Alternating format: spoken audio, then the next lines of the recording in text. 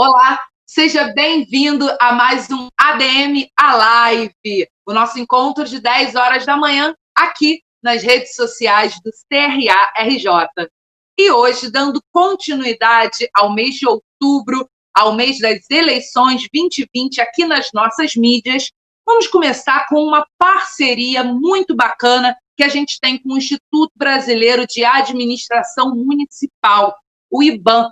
Durante todo esse mês, nós vamos falar com consultores, com o superintendente, com pessoas que têm projetos dentro do Instituto e que têm a ver com as eleições 2020, com o trabalho do município, com o trabalho do prefeito, com o trabalho de quem está ali no dia a dia das cidades.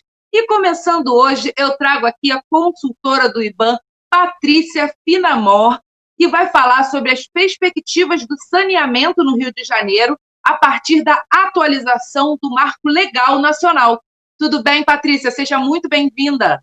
Tudo bem, é um prazer estar aqui com vocês. O prazer é todo nosso, né, de manter essa parceria tão profícua com o IBAM. Patrícia, vamos começar dando um panorama, né, explicando o conceito e quais foram as mudanças nesse marco legal do saneamento que os municípios precisam ficar atentos. Tá. Eu acho que o primeiro ponto que é importante destacar é que esse novo marco, na verdade, ele não é bem um novo marco. A gente tem um marco regulatório do saneamento no setor, um marco nacional, que é uma lei, a Lei 11.445 de 2007, que foi regulamentada em 2010. O que a gente teve agora, em 2020, 10 anos depois da publicação do marco, de fato, foi uma alteração muito profunda nesta lei. A Lei 11.445, então, ela ainda está em vigência, mas ela foi muito alterada pela Lei 14.026, e por isso, então, a gente tem agora essa fala de um novo marco. Mas, na verdade, o que a gente tem é um marco antigo que foi profundamente alterado nesse processo na publicação dessa nova lei, né? E aí eu acho que o que é importante destacar, dentro das grandes alterações que a Lei 14.026 trouxe, né, é a respeito dos modelos de gestão.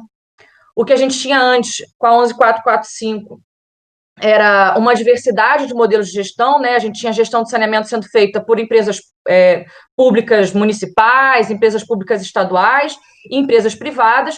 E o que se teve agora com essa alteração da lei foi claramente uma movimentação para o enfraquecimento da gestão pública e fortalecimento da entrada da iniciativa privada na gestão dos serviços. Basicamente, acho que foi a alteração mais profunda que a lei traz na alteração da Lei 11.445.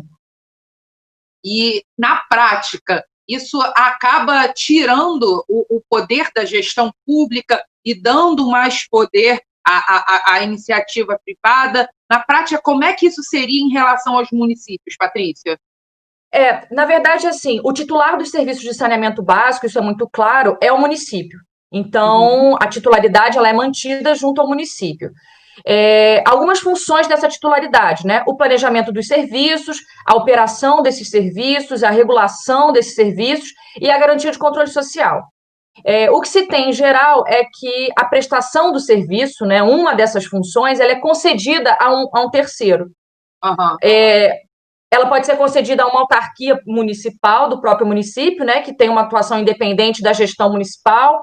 Ela pode ser concedida a uma companhia estadual, e esse atualmente é o modelo mais difundido no país, é a concessão dos serviços para prestação de companhias estaduais, e é isso por conta de um histórico. Desde a década de 70 a gente tem a constituição dessas empresas estaduais, e foram elas, então, que fortaleceram e ampliaram os serviços desses últimos 40 anos, né?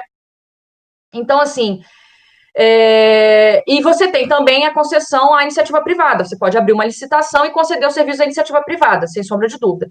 O que muda são os contratos, na verdade, essa forma de concessão. A Lei 11.445, ela possibilitava que as prefeituras fizessem contratos de programa junto às companhias estaduais. Ou seja, você priorizava a manutenção da gestão pública com a combinação de dois entes públicos, né? O ente municipal e o ente estadual. O que a nova lei traz, ela impede que você firme esse tipo de instrumento. Você, então, tem que abrir a concessão para uma licitação, e aí a gente sabe que isso facilita a entrada da iniciativa privada, por uma questão muito simples, que é a questão do subsídio cruzado. Uhum. O que acontece? As companhias estaduais, elas trabalham num bloco do Estado, né? Então, elas atendem a municípios que são superavitários. Por exemplo, vou dar o exemplo aqui do Estado do Rio de Janeiro. A cidade do Rio de Janeiro é superavitária. O que se arrecada de tarifa é superior àquilo que se gasta para prestação dos serviços. Mas há outros municípios, por exemplo, da Baixada Fluminense, em que a arrecadação é inferior àquilo que se gasta para a operação do serviço. Então, o que a companhia faz? Ela pega o superávit de um município e investe em outro município. Ela faz, então, um subsídio cruzado. A partir do momento que você individualiza esse contrato para o município, a preocupação é que você vai ter municípios superavitários sendo focados pelas empresas privadas, mas os municípios que não são superavitários, na verdade, são deixados de lado. E aí você, na verdade, enfraquece esse mecanismo de subsídio cruzado. Essa é a grande preocupação que se tem hoje em dia com a nova lei.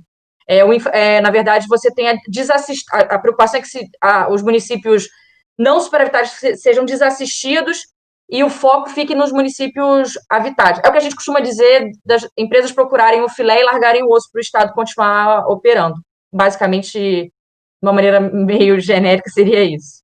E é complicado porque são justamente esses municípios que não são superavitários que têm mais dificuldade, que têm menos porcentagem de saneamento, né? Então, assim, a tendência é que as coisas fiquem ainda mais complexas para gerir essa situação, né?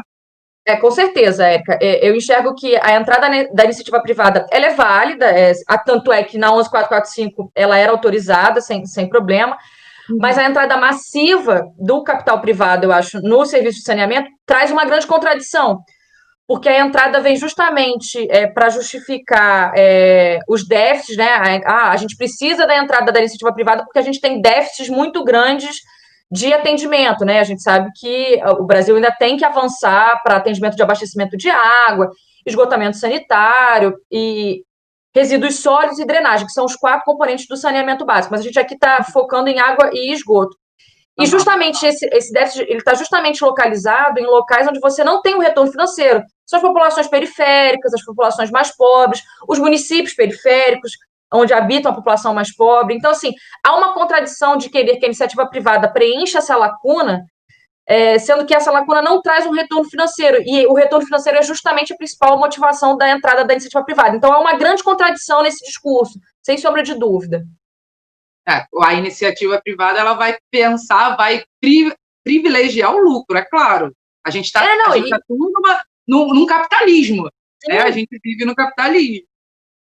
Bom, exatamente. E falando aqui no estado do Rio de Janeiro, né, em que, como você mesma falou, nós temos municípios discrepantes, né, uns superavitários e outros não. O que muda no estado, né, na gestão dos serviços de água e esgoto? O estado do Rio de Janeiro teve uma situação recente de entrada. A empresa de saneamento, a SEDAI, né, a Companhia Estadual de Água e Esgoto, ela foi dada como garantia para um empréstimo do governo do estado, né? O estado entrou num processo fiscal e deu à empresa um processo de empréstimo, né? E aí deu à empresa, a SEDAI, como garantia desse empréstimo. E aí o arranjo que foi modelado para o estado do Rio de Janeiro foi que a companhia estadual seria mantida na produção da água, porque o processo de abastecimento de água, você tem a produção de água e a distribuição de água, ou seja, essa água que é produzida e tratada nas estações de tratamento de água, elas são entregues na casa dos consumidores. Então, o arranjo que foi feito aqui, a produção de água seria mantida com a companhia estadual e a distribuição de água, o serviço de distribuição de água seria concedido a empresas privadas. E aí, o que foi feito, então, para tentar minimizar um pouco a questão da perda do subsídio cruzado, né, que você tinha isso muito claramente com um bloco do Estado, foi criar pequenos lotes de atendimento, de modo que dentro desse lote você consiga atender a um município superavitário e a municípios não habitários, né, com déficit de... E aí, na verdade, o Estado do Rio de Janeiro tem uma situação muito específica, para conseguir fazer esse modelo, o que foi planejado? A cidade do Rio de Janeiro ela foi fatiada. Então, você tem 4 lotes de concessão privada e nesses lotes você tem pedaços da cidade do Rio de Janeiro. Então, um lote atende a municípios da Baixada Fluminense e a zona sul da cidade do Rio de Janeiro. Um outro lote atende aos municípios do norte do estado e a zona... Eu estou aqui falando em linhas gerais, eu não sei se é exatamente essa a conformação que foi feita, mas eu sei que o que foi feito foi o fatiamento da cidade do Rio de Janeiro, ou seja, ao invés de se pegar... Do estado. Hã? Da cidade ou do estado? Da cidade. Na verdade, você tem dois fatiamentos. O estado foi dividido em pequenos lotes, isso é um primeiro fatiamento, mas o que eu estou chamando de fatiamento é a cidade do Rio de Janeiro ter sido dividida em zonas. Então, o que vai acontecer se esse processo de concessão de fato for findado é que a cidade do Rio de Janeiro vai ser atendida por prestadores diferentes. Porque a Zona Sul vai estar num lote, a Zona Oeste e Norte vai estar em outro lote. Então, assim, você vai ter a divisão da cidade do Rio de Janeiro, o que é muito incomum. Isso, na verdade, é uma coisa que chama muita atenção e traz uma certa insegurança, porque a gente nunca viu isso acontecer, uma cidade ser atendida em pedaços, sabe? A questão dos lotes, como eu te falei, a finalidade dela é justamente tentar garantir um subsídio cruzado numa escala menor, porque a gente tinha, então, uma escala do Estado, a gente está dividindo essa escala em 4, mas essa conformação da cidade do Rio de Janeiro ter sido fatiada é que é muito curioso, digamos assim, sabe? E é porque a gente aqui no Rio de Janeiro, a gente está acostumado, só a SEDAI, tudo a ver com SEDAI. Existem outras organizações que estejam preparadas para assumir, né, no caso de haver esse fatiamento, assumir de forma satisfatória esse lote? O que a gente tem hoje, na verdade, não é só a SEDAI. A cidade do Rio de Janeiro ela é dividida em áreas de planejamento, né? E a AP5, que é ali a Zona Oeste, ela já não é atendida atualmente por esgoto sanitário pela SEDAI. Quem atende é uma empresa privada. Você tem, então, a SEDAI atendendo os serviços de abastecimento de água, mas os serviços de esgotamento sanitário não. Atualmente há uma gama bem grande de empresas, na verdade, são fundos financeiros que estão aproveitando essa brecha, né, e vendo o saneamento como um grande negócio. Então, a gente tem, sim, algumas empresas que já estão envolvidas. Então, a gente teve recentemente a concessão dos serviços do estado de Alagoas, e aí, se eu não me engano, 6 empresas apareceram no processo de concessão. Então, assim, há empresas internacionais, são leilões internacionais, há empresas internacionais com interesse, mas há que se saber, de fato, como que esse interesse vai se traduzir em prestação de serviço, né? Qual é o interesse, de fato, dessas empresas? Porque, como a gente já colocou, né? A ideia da empresa é conseguir lucro, e se ela vai conseguir, então, obter esse lucro e ampliar a prestação de serviço para essas áreas deficitárias. Esse é o grande desafio. Porque é complicado você pensar nisso a nível Rio de Janeiro, porque, por exemplo, realmente, a Zona Oeste / Recreio, ali, aquela área, é uma área nova, né? Uma área jamais planejada. Mas você tem, por exemplo, Centro, Zona Norte, em que a área de esgotamento, saneamento é do século retrasado, século XIX. Né? Então, assim, existem oscilações que vão ser complexas de gerir. Né? O gestor que atuar nessas áreas vai ser complexo, né? A própria experiência que a gente tem da P5, ela já nos traz um alerta, assim. A concessão dos serviços de esgotamento sanitário da P5 foi feita retirando as áreas de favela. Então, esse prestador privado, ele entrou na concessão sem a responsabilidade de atender as áreas de favela. As áreas de favela, que são as áreas onde reside o grande déficit de atendimento na cidade do Rio de Janeiro, ela foi mantida como um prestador público. Então, ainda cabe à Prefeitura do Rio responder ao problema do déficit de esgotamento sanitário na área da P5. De novo, é um alerta de que esses contratos de prestação de serviço devem ser feitos de uma maneira em que, se é para a iniciativa privada resolver o problema, a gente tem que entregar o problema inteiro para ela. Não faz muito sentido a gente entregar a área em que a prestação de serviço é facilitada, que é como você colocou, são áreas de urbanização mais recente, são áreas bem urbanizadas, lotes, prédios, e as áreas de urbanização precária, a gente manter com o poder público. Porque se a empresa privada está pegando o bônus, né, de atender essas áreas, ela tem que pegar também o ônus de atender as áreas de difícil acesso, para que justamente a gente também tenha um subsídio cruzado de áreas dentro do município deficitárias e áreas superavitárias, para que a gente consiga ter esse equilíbrio. Senão é isso, a gente vai, ao invés de a gente estar resolvendo um problema, a gente está criando um desequilíbrio ainda maior. É um alerta, sem sombra de dúvida, nesses novos contratos que estão por vir.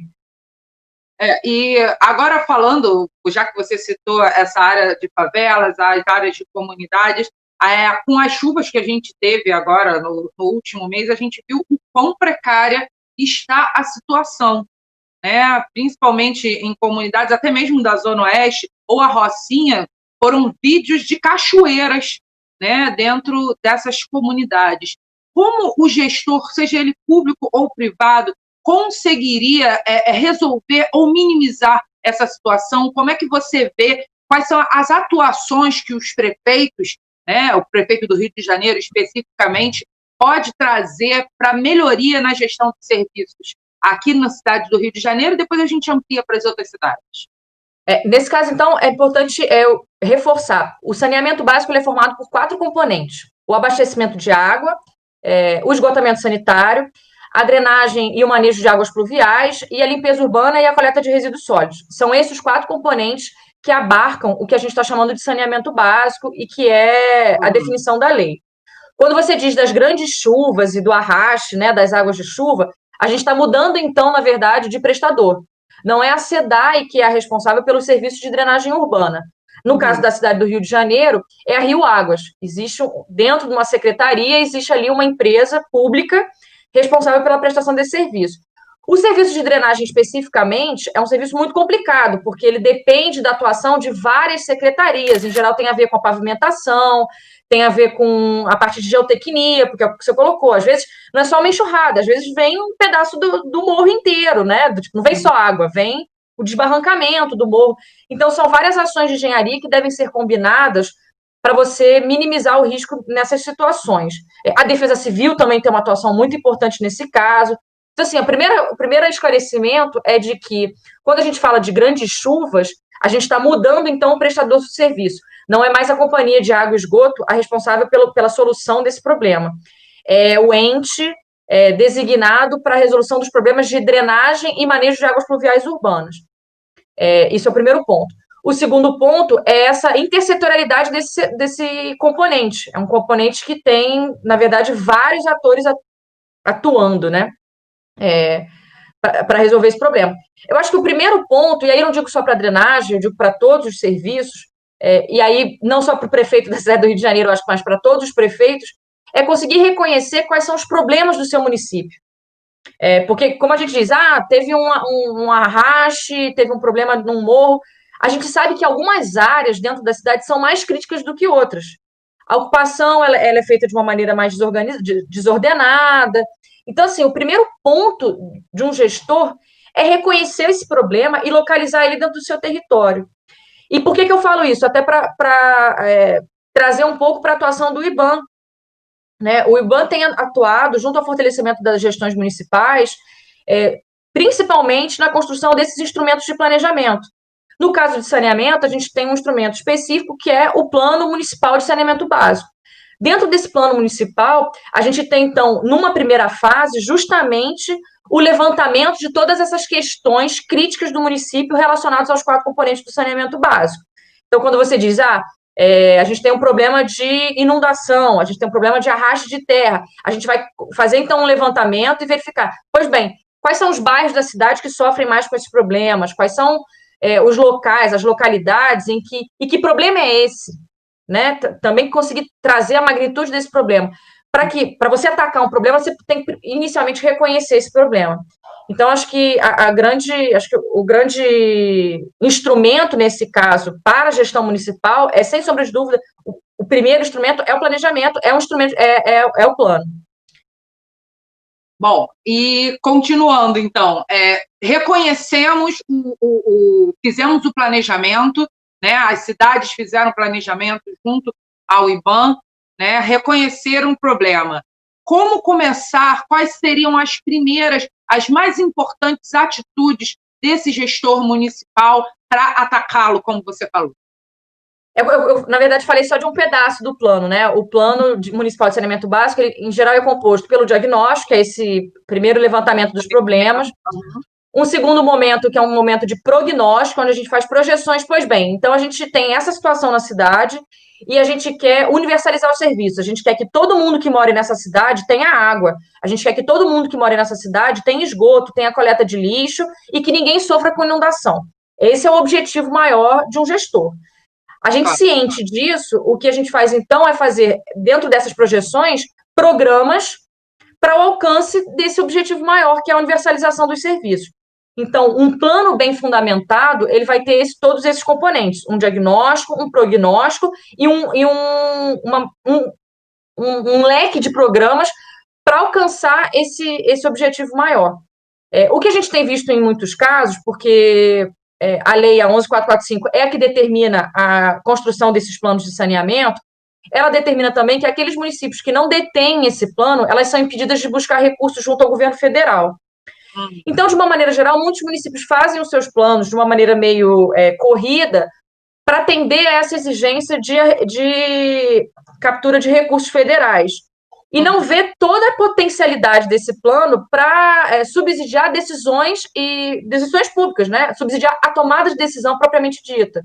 Então, se você tem um plano bem fundamentado, o que eu sugiro é que o gestor dê uma lida no seu plano e verifique, então tá, meu problema principal é esse problema que eu tenho que atacar, e eu vou então fazer organizar a partir desse programa. Porque os programas do plano vão indicar, tem que ampliar a rede para esse bairro, não, tem que resolver o problema de vazamentos desse outro bairro. Ele vai dar esses direcionamentos ao gestor municipal. Um plano bem fundamentado. Se a gente sofre com planos não bem elaborados, o que o gestor tem que buscar, então, é a revisão desse plano, né? Para que ele possa, então, ter subsídios para a sua tomada de decisão, porque a ideia do planejamento é justamente essa, trazer subsídios para a tomada de decisão.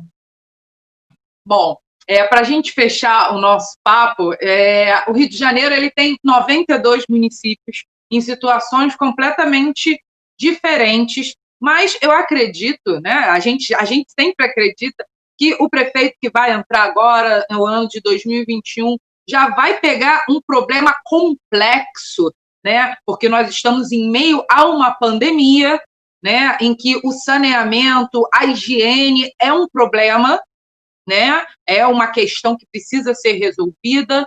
Como é que você vê esse futuro tão próximo para o próximo prefeito nessa questão, Patrícia? Como eu coloquei, a gente está nesse momento de concessão, né, de troca de gestão dos serviços no Estado de uma maneira geral, né?